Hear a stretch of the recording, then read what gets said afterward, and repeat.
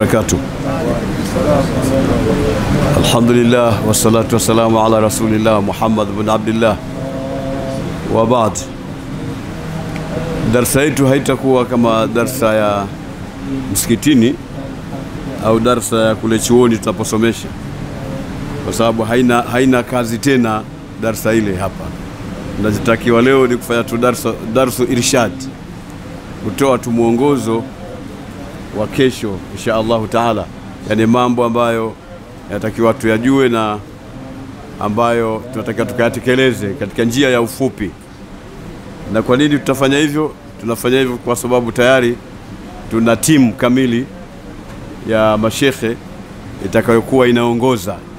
Sasa itakapokuwa inaongoza, maana yake ndio wanatoa darasa hivi, baba hapa panatakiwa kufanyika hiki na hapa panatakiwa kufanyika hiki. Lakini tufahamu tu kwamba sasa, kama tulivyoeleza katika darasa yetu kule mjini Makka pale hotelini, juu ya mambo ambayo yanatakiwa mtu kujitayarisha nayo, na tukasema kwamba kituo chetu cha kwanza cha matayarisho itakuwa Mina katika siku inayoitwa kitaalamu Yaumu Tarwiya, yani mwezi 8 mfunguo 3. Na sasa hivi tumeshaingia katika mwezi 9, kwa sababu tushaingia magharibi, kalenda na tarehe inabadilika kwa taratibu za kalenda ya Kiislamu. Kwa hiyo sasa hivi tushaingia katika mwezi 9, na mchana wake ambao utakuwa kesho biidhnillah taala, tutakuwa tunatakiwa tuwe katika mawanja ya Arafa ambayo jana tuliagusia kusia. Sasa kinachotakiwa hapa ni watu kufanya wingi kuwa wanyenyekevu. Wayambaghi an yukthira min at-tadarru'i fihi wal khushu'i wa idhhari adh-dha'fi wal iftiqari wadh-dhillah wa yulihu fi ad-du'a wala yastabti'u al-ijaba bal yakunu qawiya ar-raja' lil-ijaba. Wando haya asema kwamba anatakiwa mtu ambaye amevaana na amali hii ya hija anatakiwa afanye wingi wa kunyenyekea, kujinyenyekeza kwa Mwenyezi Mungu Subhanahu wa Ta'ala, na awe na khushu'i na unyenyekevu wa hali ya juu, na kuonyesha unyonge na udhalili na uhitaji kwa Mwenyezi Mungu Subhanahu wa Ta'ala, na akazane kuleta dua mbalimbali ambazo anaziona yeye mwenyewe kwa ajili ya kushtakia yale ambayo anayahisi mwenyewe. Kila mmoja katika sisi hapana shaka na mambo yake. Jana tulijaribu kugusia kidogo, lakini hapana shaka katika sisi kila mmoja anakuwa na jambo lake ambalo limemkaa katika moyo wake, na jambo hilo akazanie kumuomba Mwenyezi Mungu Subhanahu wa Ta'ala. Kisha akasema wala yastabti'ul ijaba, usione kwamba kujibiwa kutachelewa. Kule kujibiwa usikufanye kwamba ni jambo la kuchelewa, kama mimi nitaomba pamoja na mawanja haya matakatifu, lakini bado inaonekana sijui kama nitajibiwa, sijui kama itakuwa ni haraka. Wewe jambo hilo litoe katika kichwa chako, kwa sababu tayari umeingia katika mawanja matakatifu, na kuna mwahala ambamo Mwenyezi Mungu Subhanahu wa Ta'ala anaitikia dua, na sikwambii kama yale mawanja ya Arafa. Kwa hiyo akili za watu zitengeneze fikra ya kwamba ukiomba utajibiwa. Usiweke ule utaratibu wa kwamba nikiomba litachukuliwa hili jambo kwa kucheleweshwa na Mwenyezi Mungu Subhanahu wa Ta'ala. Pale unapoomba usiingie katika fikra hiyo. Ndio ile hadithi ya Mtume sallallahu alaihi wasallam anayosema ud'u Allah wa antum muqinuna bil ijaba, yani muombeni Mungu mkiwa na yakini ya kuitikiwa upesi. Kila mmoja atanuilia yale mambo anayotaka, lakini bora kutanguliza maghfira, kumtaka Mwenyezi Mungu Subhanahu wa Ta'ala akusamehe madhambi yako. Alafu anasema awe na matarajio makubwa sana ya kujibiwa dua yake. Uwe na fikra na kufungamanisha katika moyo wako kwamba Mwenyezi Mungu Subhanahu wa Ta'ala atakuitikia kwa haraka. Na anasema urudie wa yukarriru kulla du'ain 3, kila dua yako ambayo unaiomba basi uikariri mara 3, yani urudie mara 3, alafu uanze kama kawaida ya kumwomba Mwenyezi Mungu Subhanahu wa Ta'ala, kwamba unapomwomba Mwenyezi Mungu Subhanahu wa Ta'ala unatanguliza tamko la kumshukuru Mwenyezi Mungu, kusema alhamdulillahi rabbil alamin, kisha unamsalia bwana mtume Muhammad sallallahu alayhi wasallam, alafu unaleta tahmid, unaleta vile vile kumsabihi Mwenyezi Mungu Subhanahu wa Ta'ala, kisha unatia katikati dua yako, kisha baada ya dua yako unamalizia kwa kumsalia bwana mtume sallallahu alaihi wasallam. Kwa hiyo mimi nataka nigusie mambo ambayo yanaweka sawa, na ndio sababu ya kuja kwetu huku, na tujitahidi kuwa na tahara, tuwe na tahara katika maeneo yale, na tujitahidi kujiepusha na mambo ya haramu ambayo waalimu na mashekhi tulionao watakuwa wanafanya kazi sana ya kuelekeza mahujaji.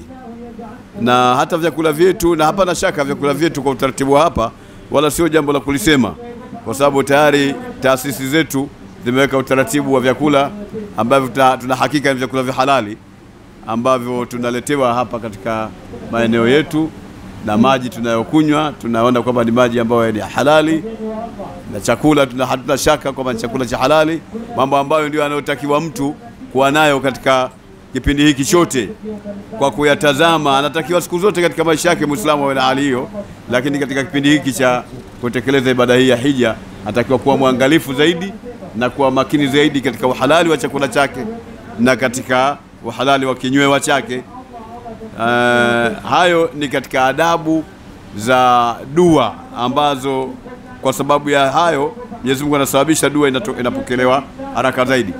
Dua nyingi ambazo tunaziomba sisi hata majumbani kwetu au katika miji yetu ni zile dua ambazo hazitazamwi sharti hizi. Utazami haramu katika chakula chako unachokula, utazami haramu katika kinywewa chako, utazami haramu katika mavazi yako. Wewe unajiombea Mungu tu bila kujiepusha na vitu kama vile. Ndio maana dua nyingi zinasomwa na zinaombwa, lakini kuitikiwa na Mwenyezi Mungu kunakuwa kudogo kwa sababu ya ile shubha au haramu ambayo imeingia katika zile dua. Lakini sisi kwa utaratibu uliotengenezwa mzuri na Bi'thatul Hajj rasmiya ya Tanzania Hajj Mission pamoja na taasisi mbalimbali zote ambazo zimeleta mahujaji huku, wa ala raasihim BAKWATA, Baraza Kuu la Waislamu Tanzania, imetokea utaratibu wa vyakula vilivyokuwa vya halali ambavyo havina shaka, na vinywewa tunavyokunywa, maji, majuisi, ambayo yote hayo yametokana na halali. Kwa hiyo tuna hakika ya kwamba tunafanya na tuna ibada yetu tukiwa tunakula vyakula vya halali na tunakunywa vinywewa vya halali. Na kipindi hicho chote tutakapokuwa kule tutafanya wingi kama maelekezo yatakavyokuwa yanaelekezwa na mashekhe, kuleta talbiya labbaik Allahumma labbaik mpaka mwisho. Lakini kama nilivyosema, inatakiwa tufanye wingi wa kumtakia istighfari, wa kutaka istighfari, wa kutaka maghfira, kumtaka msamaha Mwenyezi Mungu Subhanahu wa Ta'ala juu ya madhambi yetu mbalimbali. Yani tunakuwa juu ya mambo matatu. Mara nyingine tunafanya istighfar, tunaleta istighfar, maelekezo ya istighfari na nyiradi na vitabu vya namna hiyo vipo na mashekhi watakuwa wanatuongoza. Lakini si mara nyingine itakuwa tuna halil, tunaleta tamko la ilaha illa Allah kama ambavyo itakuwa inaelekezwa. Na saa nyingine itakuwa tunakabir, tunaleta tamko la Allahu Akbar. Istighfar tunafanya, lakini tunaleta namna ya kuhalil, tamko la ilaha illa Allah. Tunaanza mambo ya kutalbia, labbaik Allahumma labbaik, tunamwomba Mwenyezi Mungu istighfar, tunaleta tamko la ilaha illa Allah, na tunaleta tamko la Allahu Akbar. Yani mara nyingine unamtaka Mwenyezi Mungu msamaha, na mara nyingine unaleta tamko la kumuitikia Mwenyezi Mungu Subhanahu wa Ta'ala, na mara nyingine unaleta tamko la kumswalia bwana mtume Muhammad sallallahu alaihi wasallam. Unatembea baina ya mambo hayo, kuleta talbia, tamko la labbaik Allahumma labbaik, na kuleta tamko la kuhalil, tamko la ilaha illa Allah. Unaleta tamko la kukabiri, la Allahu Akbar kama itakavyokuwa inaonyesha. Unaleta tamko la kumtaka istighfar, kumtaka maghfira, kumtaka msamaha Mwenyezi Mungu Subhanahu wa Ta'ala, na unaleta tamko vile vile la kumswalia bwana mtume Muhammad sallallahu alaihi wasallam. Wewe unakuwa unatembea katika maeneo ya mambo hayo katika kipindi chote, yani ulimi wako uwe laini katika kufanya vitu hivyo. Unaleta talbia, yani unatamka tamko lile la labbaik Allahumma labbaik, na tumetengeneza utaratibu mzuri, mashekhi tulionao watakuwa wanaongoza katika hayo, na sisi tunatikia ili kufanya watu wasije kuwa wamejisahau. Na ndio maana tutaki kufundisha kila kitu, tunagusagusa, kwa sababu hata tukieleza sana haitasaidia, lakini sisi wenyewe tupo. Yale ambayo tunaona tutafanya, tutayafanya kwa vitendo, na mahujaji wetu mtakuwa mnaendelea kuyafuatilia. Tutaleta la ilaha illa Allah, tamsalia Mtume Muhammad sallallahu alaihi wasallam, tutaka Mwenyezi Mungu maghfira, msamaha. Alafu kunapokuwa na namna ya kupumzika, mtu anaweza kuwa anaomba akiwa peke yake. Yad'u Allah munfarida, inawezekana kuomba ukiwa peke yako, kama jamaa na pamoja na kikundi. Kama tulivyo katika utaratibu, tuko kikundi, tutakuwa tunamuomba Mwenyezi Mungu kwa njia ya kikundi, lakini saa nyingine na wewe mwenyewe unamuomba Mwenyezi Mungu yale yako ambayo kikundi hawayajui mambo hayo ulionayo wewe. Kwa hiyo unamuomba Mwenyezi Mungu kwa kadiri ya unavyoona, itakuwa ni jambo zuri sana. Lakini vile vile ujiombee mwenyewe, kama wewe ujiombee mwenyewe, mambo mbalimbali ujiombee, na jitahidi sana kuyakumbuka uliokuwa umeyakusudia ukiwa nyumbani, kwamba ukifika huku utakuwa unayatekeleza, ili uweze kuyarudia na kumwambia Mola wako Jalla waala aweze kutengenezea mambo yako. Lakini usikose kuwaombea wazazi wako wawili, kama wapo waombee, na kama hawapo wametangulia mbele ya haki pia waombee msamaha na rehma kwa Mwenyezi Mungu Subhanahu wa Ta'ala. Lakini jingine vile vile kuwaombea jamaa zako, aqarib ni wale jamaa zako wa karibu, ndugu zako, watu waliokuzunguka, waombee Mwenyezi Mungu Subhanahu wa Ta'ala, na waombee vile vile mashekhe zako, walimu zako. Maana tutakiana kuwaombea watu, aiombee mtu kujiombea mwenyewe. Yad'u li nafsihi, ataomba kujiombea mwenyewe. Wa walidaihi, na wazazi wake awaombee. Wa aqaribihi, na jamaa zake. Wa shuyukhihi, na mashekhe zake, wale walimu zako wale ambao umewaacha kule nyumbani, maimamu wako, walimu zako, mashekhe zako waombee. Wa ashabihi, na jamaa zake, marafiki zake. Wa ahbabihi, na wote hao wapenzi wake, marafiki zake. Wasairi man ahsana ilayhi, wasairi almuslimin, na kila ambaye alimtendea wema. Kama kulikuwa na mtu ambaye amekutenda wema, na basi muombe. Mawanja ndio haya, lakini usikose kuwaombea waislamu wenzako wengine. Haya ndio mambo ambayo muhimu sana kuyajua na kuyafanya katika siku ya Arafa ya kesho, siku ambayo imekushaingia katika usiku huu wa leo. Tutakapofika mchana wake kesho, tutakuwa inshallah taala tuko katika maeneo yale. Na kufanya wingi wa kutamka tamko la kutubia, astaghfirullah alazim alladhi la ilaha illa huwa alhayyul qayyum wa atubu ilayh. Tamko la kutubia kila mara ulitamke kutokana na mambo mbalimbali uliyofanya. Tamko hilo ulifanye sana, nadhani tumeelewana mpaka hapo.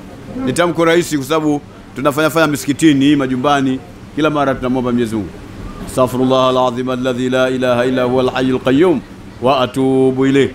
Tamko la tauba, kutubia, kurejea kwa Mwenyezi Mungu Subhanahu wa Ta'ala.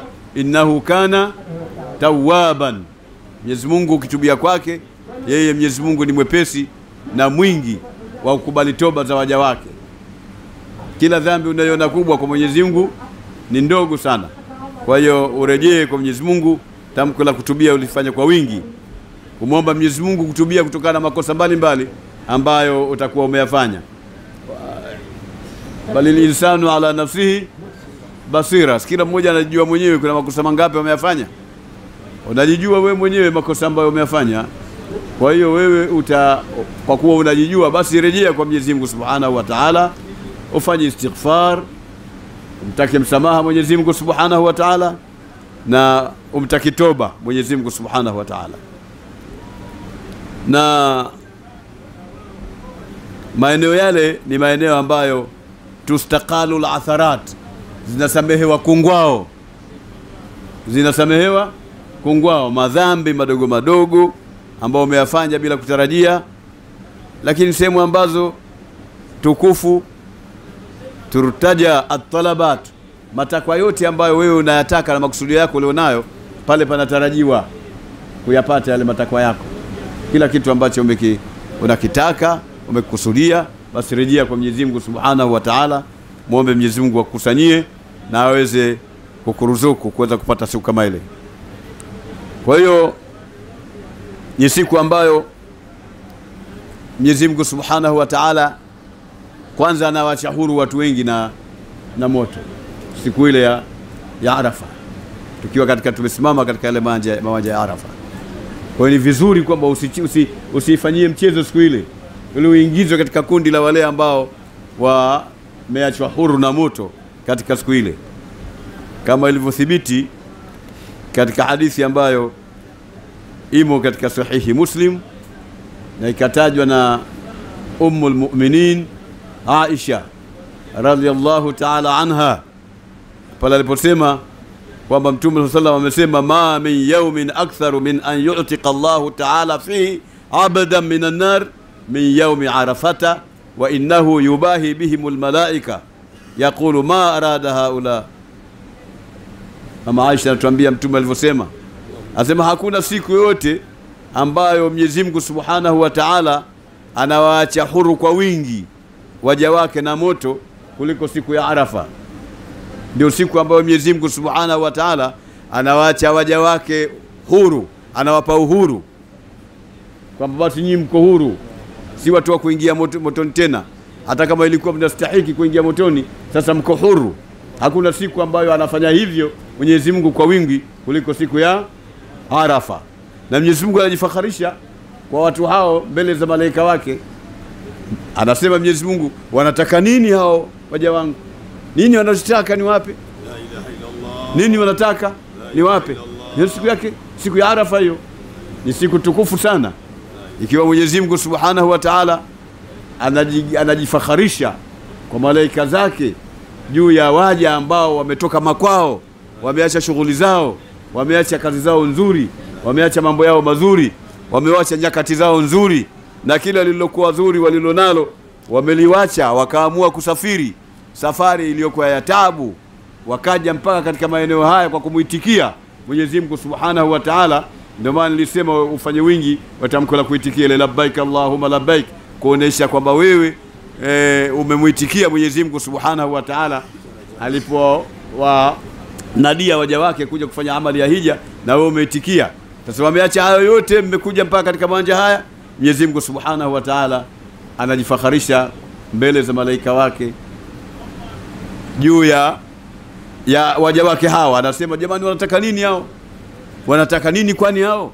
Kuna kitu gani ambacho wanakitaka? Haya ni maneno yanaashiria kwamba Mwenyezi Mungu anakubali kila ambacho wamekiomba katika siku ile.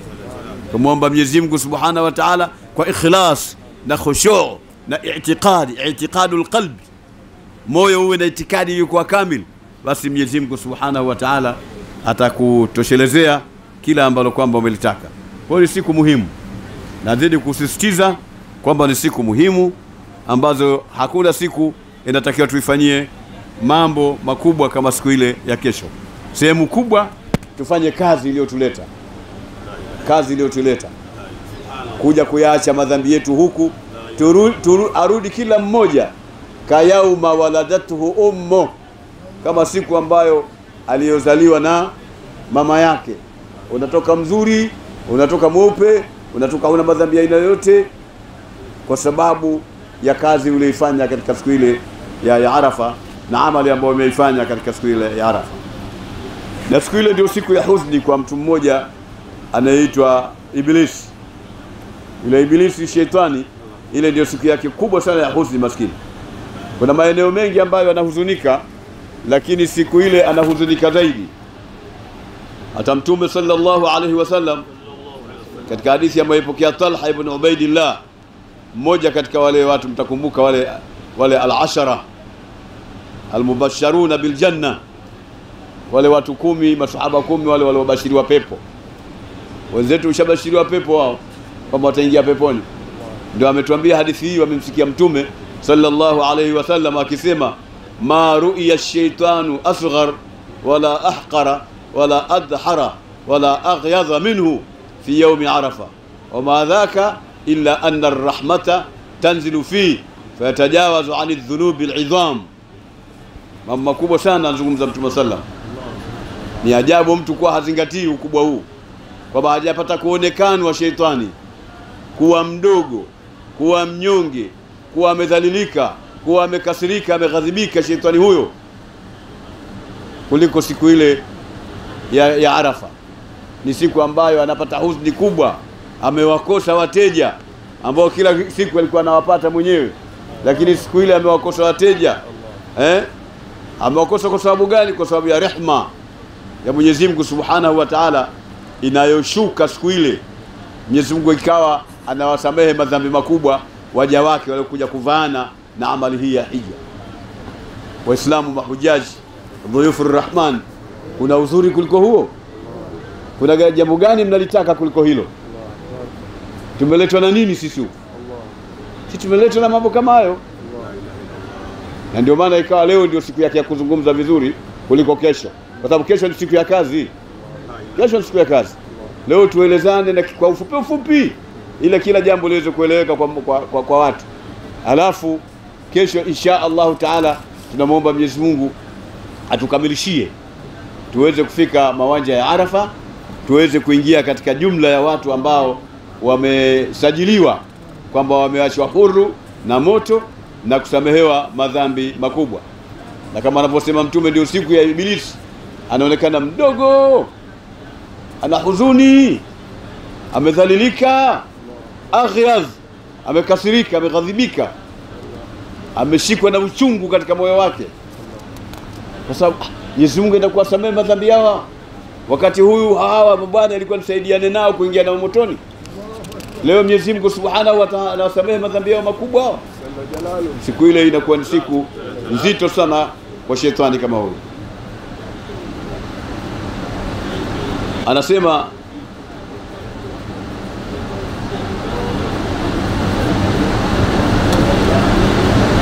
kwamba Mtume sallallahu alaihi wasallam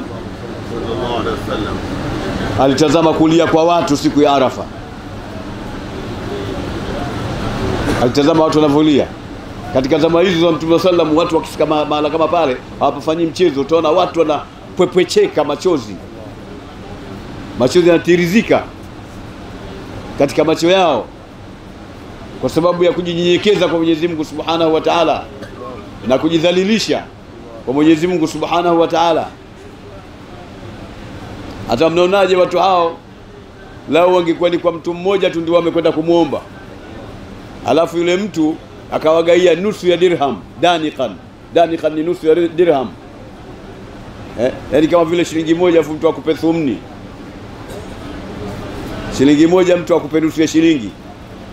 Ikawa yule mtu ndio anagawa pesa za namna hiyo kuwapa wale watu waliokuja kumuomba. Kisha akasema Mtume sallam, hivi mtu huyo angewarudisha watu wale? Wakamwambia hapana. Akasema basi na hapa kwa Mwenyezi Mungu, msamaha ulio mbele ya Mwenyezi Mungu Subhanahu wa Ta'ala ni mkubwa zaidi na kuliko hicho kijisenti ambacho atakuwa amepewa yule mtu ambaye wamekwenda kumuomba mtu tu binadamu kwa wingi, wakamkubwisha kaiona mkubwa katika hii dunia, kisha akatoa hela ndogo sana kama nusu shilingi, lakini Mwenyezi Mungu msamaha wake ni mkubwa na anatoa msamaha mkubwa kweli kweli bila kujali, wala msamaha wake hauishi, wala sababu zake haziishi, kwa sababu amegawa. Binadamu akigawa kile itakavyokuwa ataishiwa tu. Anakokoteza Mtume sallam kuonesha Mwenyezi Mungu Subhanahu wa Ta'ala ana msamaha mwingi sana ambao unatakiwa utumike, na anautumia sana Mwenyezi Mungu Subhanahu wa Ta'ala katika siku ya kesho kuwapa waja wake waliomuitikia wakaja katika mawanja haya. Kwa hiyo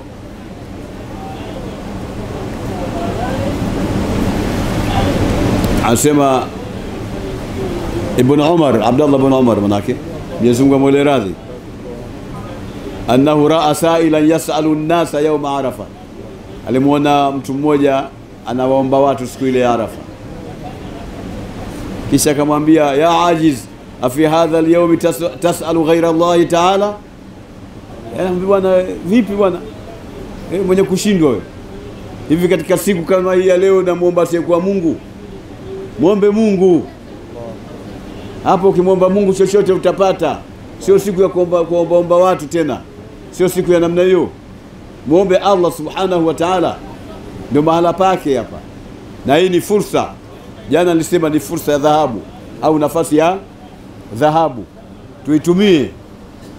Laala waasa, haijulikani kama utaweza kupata nafasi hii tena katika miaka ijayo, mwaka kesho kutwa, haijulikani.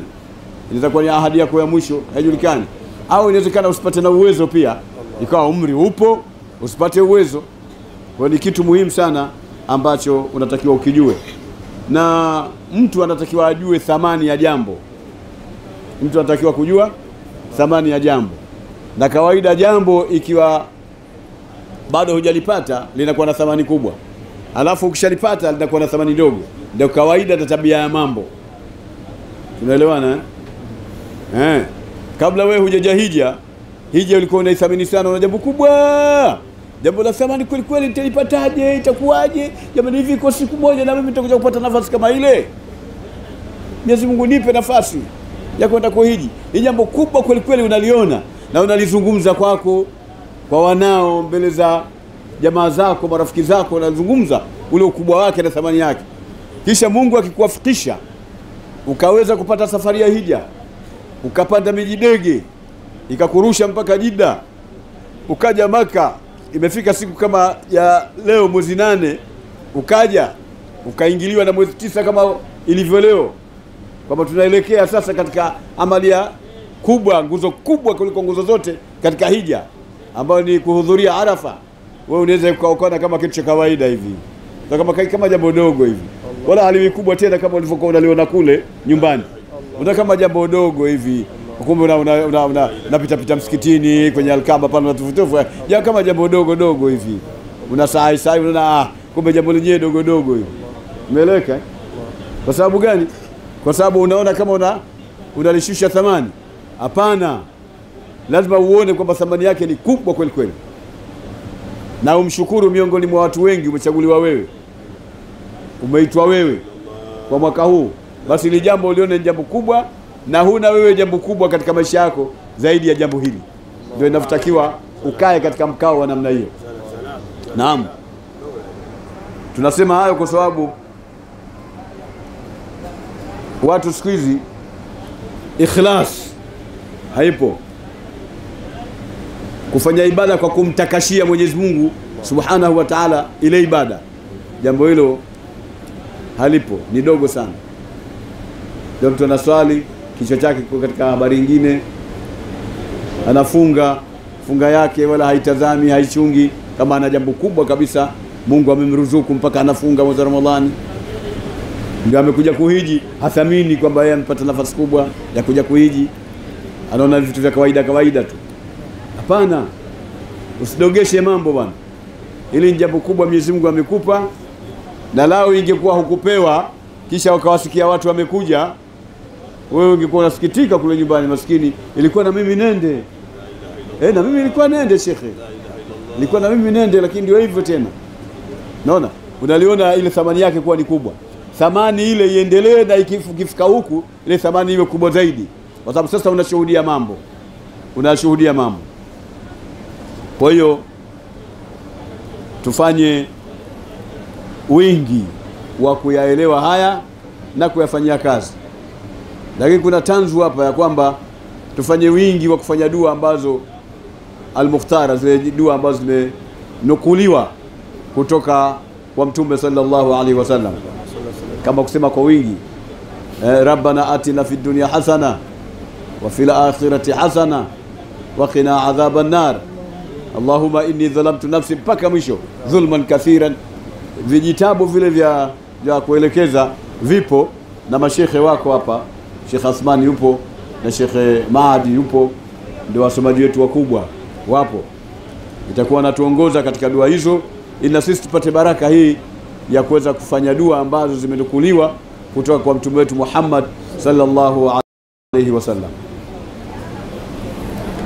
Sasa tutakapokuwa kule tutaendelea na ibada mbalimbali kwa mujibu wa maelekezo, na utakapofika wakati wa kusimama tutasimama sote na dua zitafanywa, na kama walivyosema al-afdalu lilwaqifi alla yastadhilla bal yabruzu lishamsi illa li'udhrin. Yani ni bora kwa yule atakayehudhuria Arafa pale siku ile, yule mwenye kusimama siku ile asikae kwenye kivuli, ajitokeze kwenye jua, kama hapati madhara kwa kule kujitokeza kwenye jua. Akiwa na udhuru sawa, au kupungua dua yake na juhudi yake, ni kwamba ujitahidi hata majasho kutoka umoja hapa niko kwa Allah subhanahu wa ta'ala. Kuna mambo mengi yanayoashiria katika ibada hii ya hija. Moja ni kwamba tunaashiria vile vile siku ya kiyama itakavyokuwa. Ile siku ya kiyama itakavyokuwa ndio msongamano unaona. Sasa msongamano wa siku ya kiyama mkubwa zaidi na mzito zaidi na mgumu zaidi. Sasa hapa unaangalia mambo hayo unayoyaona na hizo tabu ambazo unaweza ukazipata kutoka majasho, kupata tabu kufanya nini, lakini hebu iangalie ile tabu itakotokea siku ile ya kiyama. Yauma la yanfa'u malun wala banun illa man atallaha biqalbin salim. Siku ngumu hiyo, na hata kuvaa nguo hizi, una nguo moja chini, una nguo moja juu, ni kuonesha tu ishara ya namna ya kuzikwa watu na namna ya watu watakapokuja kutokea siku hiyo, wakatokea wako hawana nguo, hawana viatu. Ndio siku ya kiyama tutokea namna hiyo. Hata alipokuwa naeleza bwana mtume sallallahu alaihi wasallama maneno hayo, aliulizwa kwamba ya Rasulullah, itakuwaje baina ya baba na mwanawe binti yake? Maana watu hawana jambo lolote Sheikh, wamefuliwa vile vile katika hali zao walizokuwa nazo wakati wa kuzaliwa. Jalla jalalu. Itakuwaje? Anaulizwa mtume, akasema siku hiyo likulli mri'in yawmaidhin sha'nun, kila mtu siku hiyo ana jambo la kumtosha, ana jambo la kumshughulisha. Kuna jambo la kufanya wewe unakuabize na shughulika na jambo lako wewe. Huwezi kumtazama mtu ukamcheka, huwezi, kwa sababu wewe mwenyewe hujijui utakuwa katika nafasi gani. Yauma yafirru almar'u min akhihi wa ummihi wa abihi wa sahibatihi wa bani likulli imri'in yawma idhin. Hiyo ndio siku watu watakimbiana. Kwa hiyo ni kipindi ambacho tunatakiwa ufanye ibada bila kuona kwamba wewe unamdhalilikia Mwenyezi Mungu Subhanahu wa Ta'ala, bila kujali kinachokupata, tabu inayokupata. Ile tabu ndio ibada yenyewe. Nipaeleze vizuri hapa. Hizi tabu ambazo tutazipata huku, saa nyingine unakwenda chooni unakuta watu wengi umekaa na huku wavujiwa na baki unarukaruka tu namna troti kwa tabu nataka ndio ibada yenyewe, ndio hija hiyo, ndio ibada yenyewe. Ibada yenyewe ndio iko katika mpango huo. Tunaelewana uzuri?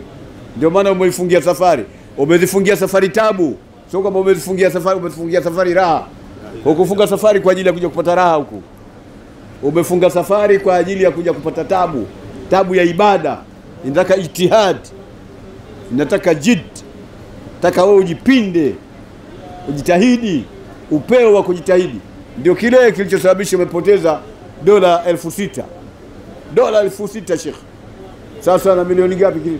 Hela za madafu 14 kama na nusu hivi kama milioni 14 na nusu. Wewe umezitupa kule kwa ajili ya hii tabu. Sasa usije ukatia katika kichwa, nimepoteza hela zangu nyingi, ningenunua kiwanja ningefanyaje kwa sababu ya tabu kama hiyo, utapata tabu namna hii. Umetoa hela zangu alafu utapata tabu. Taasisi zote hizi zinapata tabu sana kupata maswali mengi. Ndio tumetoa nani kigodoro kama hiki bwana? Na sisi tutoe dola 6,000 Sheikh. Wewe hukutolea dola 6,000 kwa ajili kwa ajili ya magodoro, kwa ajili ya nini. Ukutoa dola 6, umetoa dola 6 kwa ajili ya kufikishwa hapa Maka ili uje utekeleze amali ya huku. Na ndio maana taasisi zinatengeneza utaratibu za kuhakikisha kwamba wanakufikisha huku, wanakupeleka hotelini utakaa kwa namna ile ile ambayo itawezekana kupatikana, na namna ambavyo wewe unaweza ukajamina huku katika hii hali uliyoiona, na utakavyoona kule Arafa, utakavyoona tabu ya Muzdalifa, utakavyoona namna ya kuuya hapa Mina, kurudi hapa Mina. Yote ni katika ibada. Ndio ibada yenyewe, ndio hija yenyewe hiyo. Wewe unataka wewe kuna raha kuliko nyumbani kwako? Nyumbani kwako una magodoro ya sampuli gani ba? Mwingine na magodoro spring, mwingine na magodoro gani? Mwingine na vitanda futi 50. Kila mmoja na vitanda vyake na mambo yake ya raha kabisa. Lakini umeacha kwa sababu ya Allah Subhanahu wa Ta'ala. Umoja dhambi zako kuja kuziondoa, zije zifutwe. Kama tulivyosema, wewe unarudi nyumbani kayauma waladatu ummu, kama ile siku ambayo Mungu amemzaa yule haji. Siku uliozaliwa ulikuwa huna dhambi, umezaliwa ukiwa safi, una dhambi hata moja. Umoja kuja kuzichuma baada ya kubaligh, ndio umekuja kuzichuma dhambi zako zinazokuhangaisha mpaka leo. Sasa umekuja katika kiwanja ambacho utarudishwa nyuma, katika kiwanja ambacho ibada hii ukiikamilisha unasamehewa kila kitu, madhambi yako, na unapata thawabu na malipo makubwa. Inakuwa kama siku uliozaliwa na mama yako, unarudishwa tena kule kule katika siku ile ya mwanzo. Hii ibada inakurudisha siku ile ya mwanzo. Ni ibada ya kuichezea? Sio ibada ya kuichezea. Inshallah nilitaka kukumbusha tu baadhi ya mambo, na hasa haya ambayo tutashikamana nayo, lakini kuna mambo ya kutahadhar. Mambo gani? Liyahdhar kull alhadhar min almukhasama walmushatama na nini walmunafara walkalam alqabih. Yani na tahadhari haji na mambo yasiyofaa, kugombana, kushtumiana, kukashifiana, kutukanana, maneno machafu na maneno ambayo hata kama ni ya halali lakini atakupotezea wakati, pia jiepushe nayo. Kuna maneno hayana dhambi, hayana taabu na nini, lakini atakupotezea wakati wa kumtaja Mungu, atakupotezea wakati wa kuleta dhikri, kumdhukuru Mwenyezi Mungu Subhanahu wa Ta'ala, atakupotezea wakati wa kumswalia Mtume sallallahu alayhi wasallam, atakupotezea wakati namna ya kusoma Qur'an, atakupotezea wakati namna ya kufanya mambo ya khairi mengi katika siku hii ya leo. Basi maneno haya pamoja na uzuri wake unaweza ukajitahidi kuyaepuka. Na sikwambii kujiepusha na mambo ambayo ya haram, kama utesi kwa mwingi wa kuteta. Kwa unateta, iwe ni kwa maneno, iwe ni kwa ishara. Huko sio mahala pa kutetana ba. Huko tumekuja na makapu, kazi yetu ni kukusanya mambo, kuyatia katika makapu yetu ya thawabu, maboksi ya thawabu. Ndio kitu kilichotuleta. Sio tena utoke katika miji yetu mbalimbali uje huku tena upate dhambi za huku.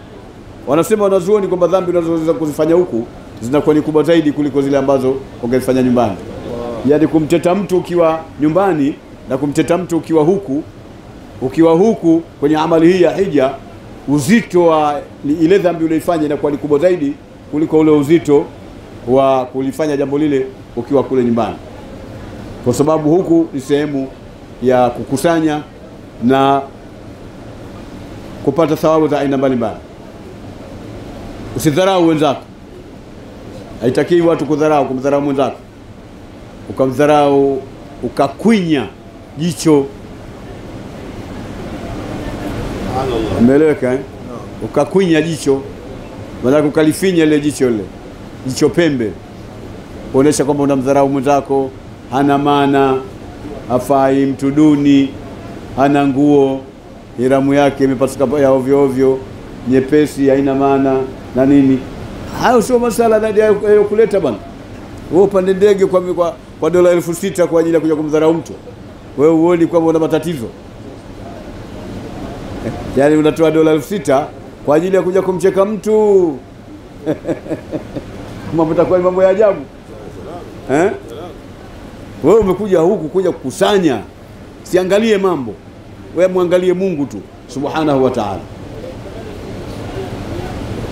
Au mtu ana hali mbaya, yani ajiepushe mtu kujiepusha kukubwa, ghayat al-ihtirazi an ihtiqari man yarahu ratha al-hay'a, kumdharau mtu ambaye anamuona ana hali mbaya ya kimavazi ya nini, wewe unamuona yule mtu hafai. Alafu ya hatariza an intihari sa'il wa nahawe, na kujiepusha na kumkalipia mtu ambaye ameuliza jambo au ameomba jambo au mfano wake. Maneno kumkalipia hakuna kusema maneno ukamkalipia mwenzako. Nataka uzungumze na uso wako ukiwa na talaqatul wajhi, na uso wako mzuri, unatoa maneno unamueleza mtu na nini. Na hata ukiulizwa jambo la karaha, na wewe usijibu mambo ya karaha, wewe nenda kumueleza mtu katika maneno mazuri. Na hasa nyinyi mashekhe, nyinyi mashekhe, kina Sheikh Chizenga, kina Sheikh Chizenga, Sheikh Musa, kina Sheikh Athman Zuberi huko hapa, kwa sababu nyinyi kazi yenu, mimi nazungumza tu hapa, nimemitoa nyinyi kwa sababu Sheikh mama samadi uelewe Sheikh Kiungiza, tumekupeni hizi nafasi kuja kuwasimamia watu. Zungumzeni nao kwa maneno mazuri, maneno safi, maneno yanaweza kumvutia mtu. Kama yule mtu limemponyoka jambo, wewe unacheka, wewe si kiongozi bwana, wewe unataka ucheke tu.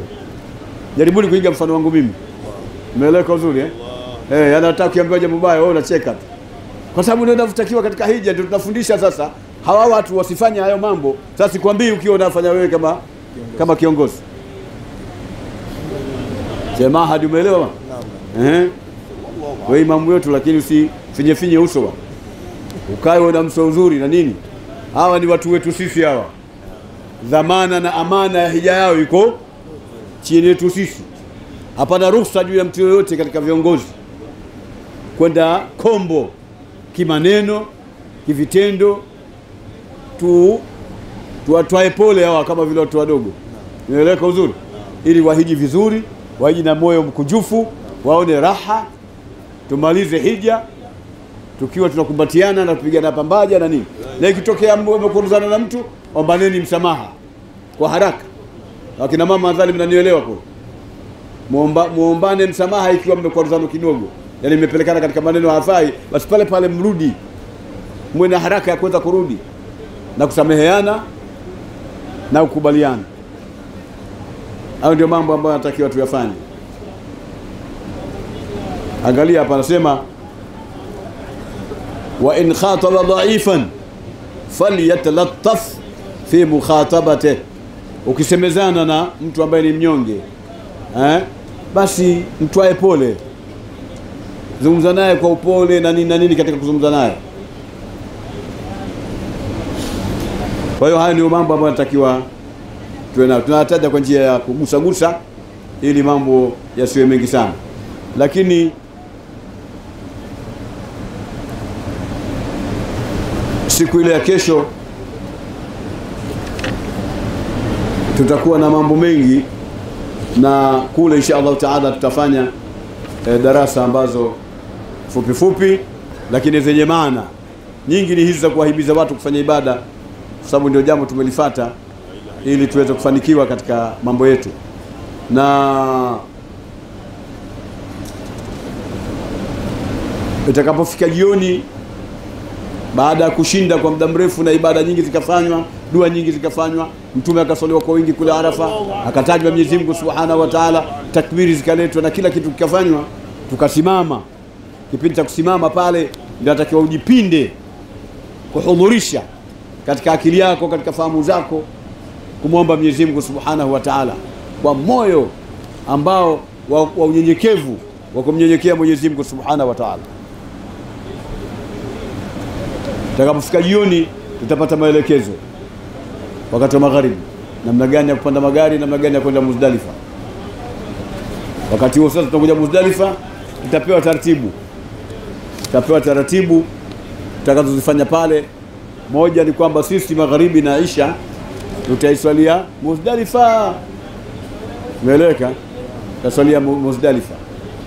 na tukipata nafasi ya dua tutafanya, manake ni mahali ambapo saa nyingine panakuwa na zahma kubwa. Kitu kikubwa ni kuwa waangalifu katika maeneo yale, sije tukapotea. Na ukimwona mwenzako kama anataka kupotea, mshike mkono, mrudishe mahala anapostahiki kuwekwa. Almuradi namba yetu iwe imekamilika na sisi tuweze kurudi kwa salama. Kisha alfajiri tutarudi baada ya kuswali pale salatul fajr. Ukimaliza kuswali salatul fajr pale tunasema inaitwa al-mash'arul haram, lakini tutaangalia kama kutakuwa na uwezekano. Saa nyingine kunakuwa hakuna uwezekano wa kufika maeneo kama yale, lakini hata kwa mbali tunapata hiyo al-mash'arul haram kama ambavyo itabainishwa na walimu ambao tumewapanga kuzungumza. Baada ya salatul fajr tutarudi Mina kama kawaida. Tukirudi Mina utakuwa na taratibu ambazo tutaongozwa hapa na viongozi wetu. Yuko Sheikh Hassan Chizenga, yuko Kiungiza, ni watu wa BAKWATA. Sheikh Hassan Chizenga ni katibu wa Baraza la Ulama, Kiungiza ni kadhi wa Arusha na pia anayesimamia sana mambo ya hija. Lakini tunaye Athman Zuberi, yeye ni katibu wa vijana BAKWATA taifa. Tunaye Sheikh Mahad, yeye ni mmoja katika mashekhe wa baraza katika jiji kata ya Kariakoo. Naam, yeye ni mzee wa mji. Kwa hiyo tunao hao wote, tumekwishawaelekeza kazi ambayo watafanya. Hata kukusema watasema wao sana, mimi nitasema kidogo tu, kwa sababu tutaka tuombe na tumuombe Mwenyezi Mungu. Tusisahau kumwomba Mwenyezi Mungu Subhanahu wa Ta'ala utulivu katika nchi, sababu nchi ikichafuka hatuwezi kufanya ibada zetu vizuri, wala hatuwezi kuja hija tena, hakupandiki ndege, si nchi imechafuka. Lakini tuombe Mwenyezi Mungu utulivu, tumuombe Mwenyezi Mungu amani, tumuombe Mwenyezi Mungu Subhanahu wa Ta'ala baraka. Nchi lazima iwe na baraka. Baada ya kujiombea sisi wenyewe Mwenyezi Mungu atupe baraka, kila mmoja awe na baraka, basi tuiombee na nchi iwe na baraka. Tuombee na viongozi wa dini wawe na baraka, alafu tuombee na viongozi wetu wa nchi wawe na baraka. Rais wetu Mama Samia Suluhu na viongozi wenzake wote, Mwenyezi Mungu awape baraka. Dr. Hussein Mwinyi, Mwenyezi Mungu awape baraka ya uongozi ili nchi ikae na baraka. Min alamati al-iman hubbul watan, katika jumla ya alama za iman, mtu mpaka akaambiwa huyu ana imani kamili iliyokamilika ni nini? Ni hubbul watan, kupenda nchi, kuwa mzalendo wa nchi yako, wewe unaipenda nchi yako. Ukimwona mtu apendi nchi yake, yeye hata Uislamu wenyewe anaujua kibaba, haujui vizuri. Angekuwa anaujua vizuri, angeelewa kwamba mafundisho ya Uislamu, moja katika mafundisho makubwa ni mtu kupenda nchi yako. Na kuipenda nchi lazima uipendelee amani, uipendelee baraka, wapendelee viongozi, waombee Mungu. Wao si watu kama watu wengine. Sisi hapa ni viongozi wa baraza na viongozi wa Waislamu, lakini ni watu tu kama watu wa kawaida tu. Hakuna malaika. Ni watu kama watu wa kawaida. Hata kama utamwona Chizenga anatembea hivi na mpaka tutasema wali huyu labda. Ni mtu tu kama watu wa kawaida. Umeelewa? Au unamwona Kiungiza kafa mkono wake kwa kichwa chake ndani, ukaona ni mtu tu kama watu wa kawaida. Au kama mufti anapita mtu tu, mtu tu kama mtu wa kawaida tu. Umeeleweka? Basharun. Hata mtume kama inavyosimiliwa katika Qur'ani na mitume wengi imesema na inma ana basharun mithlukum yuha ilay, haika mimi ni mtu kama nyinyi tu, manake isipokuwa mimi nina tofauti moja tu, kwamba nateremshiwa wahai basi. Lakini katika swala la utu ni mtu tu kama mtu mwingine. Basi kila shekhe ni mtu tu kama mtu mwingine, isipokuwa yeye ni mwanachuoni, isipokuwa yeye ni kiongozi. Unaelewa na mpaka hivi? Sasa lazima tuwe na mapenzi ya nchi, Kwa hiyo tuiombee nchi amani na utulivu, ili tupate nafasi ya kufanya ibada zetu kwa wingi.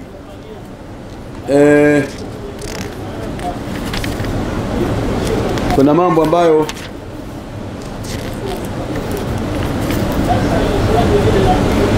hatuwezi kuyazungumza, tutayazungumza kivitendo, kwa maana ya kwamba viongozi wetu hawa waliowataja watakuwa wanasimamia kutufundisha na kutueleza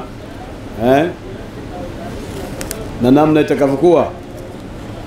Kuna mambo mengine ilikuwa tuweze kuyafanya, lakini kwa ugumu wa mazingira hatuwezi kuyadiriki. Na itakapokuwa siku ile ya Arafa, tukaja Muzdalifa usiku wake, tunarudi Mina siku ile nyingine ya pili, itakuwa ndio inaitwa Yaumun Nahr, siku ya kuchinja ile, ambayo ndani yake kuna mambo manne yatakiwa kufanywa. Jambo la kwanza, kuatilia vikuku vile vinara kwenda kupiga mawe katika ile jiwe kubwa linaitwa Jamratul Aqaba. Lakini tukiwa Muzdalifa, kama tutakapopata maelekezo pale, bado tutakuwa tunaendelea kutoa maelekezo kupitia viongozi wetu. Tutachukua mawe pale madogo 7, lakini si vibaya pia kuchukua mawe 60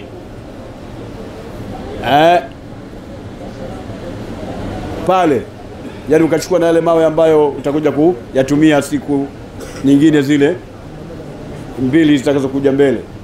Ni vizuri kwa sababu utapata maelekezo juu ya swala kama hilo. Lakini usichukue jiwe kubwa na mimi kama unataka kuangua maembe. Umeeleweka?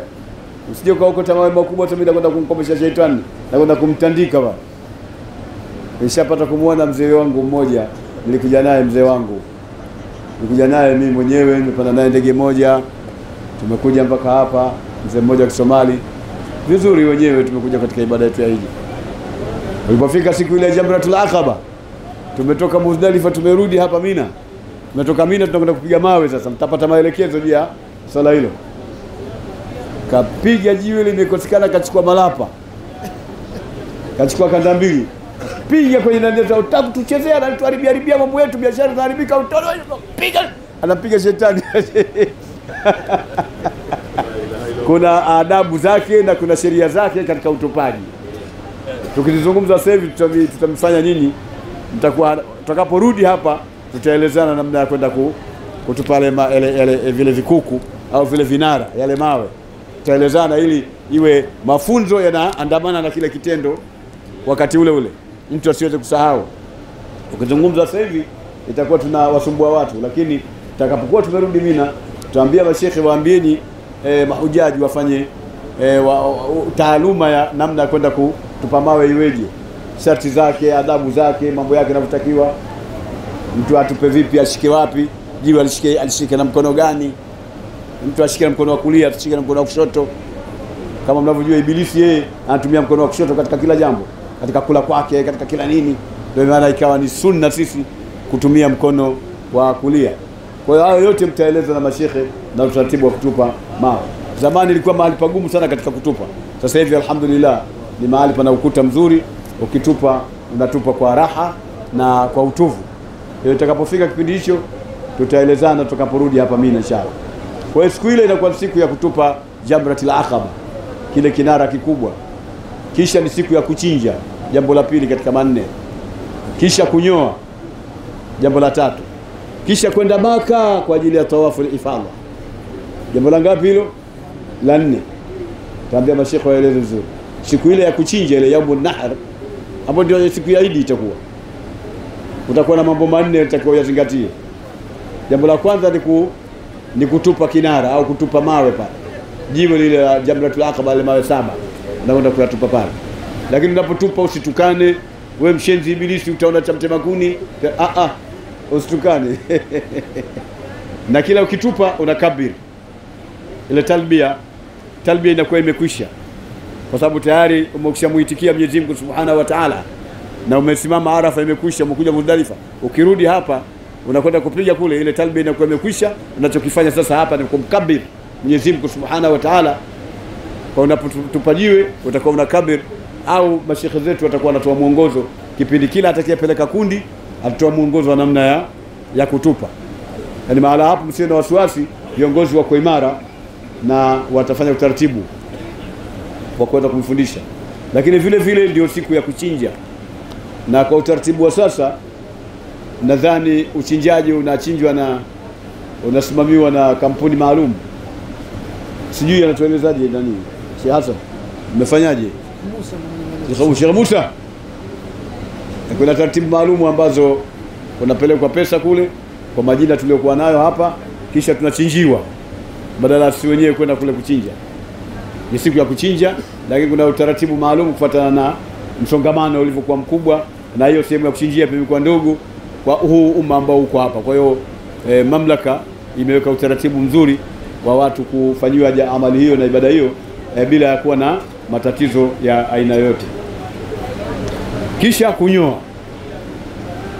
kunyoa ni jambo la tatu ambalo litafanywa katika siku hiyo moja.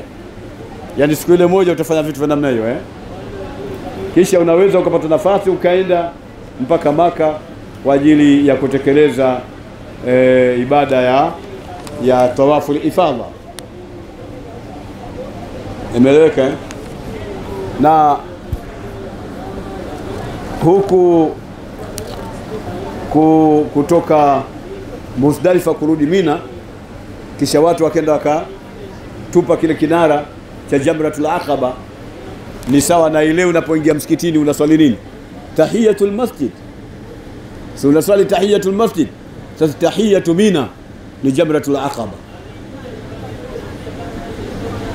Ukiingia msikitini unafanyaje swala ya kwanza unaoiswali? Unatakiwa uswali tahiyatul masjid ambayo ni sunna. Umeeleka uzuri? Sasa tahiyatu Mina ni kutupa kile kinara kikubwa kinachoitwa kwa jina la Jamratul Aqaba. Tunaelewana vizuri mpaka hapo? Kwa hiyo inakuwa vizuri na kufanya utaratibu, yani kwenda kwa utaratibu ikiwa kutakuwa na uwezekano. Kama itakuwa hakuna uwezekano, kuna namna ambayo tutakuwa tunatoa mwongozo wa nini tufanye. Saa nyingine inaweza katokea jambo ikawa huwezi kuyafululiza yale mambo. Kwa mfano unaweza kujikuta umetokea magari yamekuchukua ukajikuta uko Maka. Wafanyaje sasa? Na wewe utakiwa uje Mina, ukitoka Mina ndio ukapige ile Jamratul Aqaba. Ukimaliza kuchinjiwa utakuwa kichinjo kitaendelea kwa utaratibu uliopangwa, lakini utanyoa ili upate ile tahallul ya kwanza. Lakini unaweza kujikuta uko Maka, ikitokea hapo basi fatwa zipo, tutakuwa tunaeleza utaratibu wa mambo unavyokwenda. Lakini kupeleka mambo kwa utaratibu tulioutaja ndio jambo lililopendelewa katika sheria. Kisha baada ya hapo tutaendelea kuelezana na kupeana mambo mbalimbali na kuendelea na ibada zetu na dhikri na kumwomba Mwenyezi Mungu Subhanahu wa Ta'ala. Kunakuwa hakuishi baada hapo, kunaendelea. Tunasema ile talbia inaachwa, inakuja takbiri tu. Unaeleweka uzuri? Ile talbia inaachwa. Kwa sababu gani? Kwa sababu yule mtu aliyohiji anaingia sasa katika tahallul, na ile talbia inakuja kwa ajili ya ihram. Sasa ihram unakwenda kujivua, unakwenda kujifungua na ibada ile kwa kuyatenda ambayo tumeyazungumza hapa sasa hivi. Kwa ile talbia inakuwa hakuna tena labbaik Allahumma labbaik, yanaingia matamko ya takbir kama ambavyo yataelezwa kwa fasaha na kwa maelekezo mazuri na viongozi wetu ambao tumewapanga katika kazi hii. Nitaka nieleze tu tofauti kwamba ukitoka kule Mina Muzdalifa ukarudi hapa unaendelea na haya mambo manne ambayo nimeyafanya. Kwa hiyo ile labbaik Allahumma labbaik inakuwa hakuna. Kwa sababu gani? Unaweza ukauliza swali. Jawabu lake ni kwa sababu talbia inakuja kwa sababu unaingia katika kuhirimia hija. Sasa yaliyobakia hayo unayofanya yanakuvua sasa uwe halali. Yale mambo yaliokuwa haramu wakati umehirimia hija yanakuwa ni halali kwa kufanya mawili, kufanya haya mambo tumeyataja hapa. Kwa hiyo ile talbia inakuwa haina kazi, ili kuingiza katika ihram. Sasa imekwisha, unaendelea na takbiri Allahu Akbar kama mtakavyokuwa mnaelezwa na viongozi wetu. Naona haya ambayo nimeyazungumza kwa ufupi, sina haja ya kuzungumza mambo mengine. Tutakuwa tunaelezana kwa sababu muda upo, na walillahi alhamdu na sisi wenyewe tupo, tutakuwa tunaelezana vizuri kidogo dogo.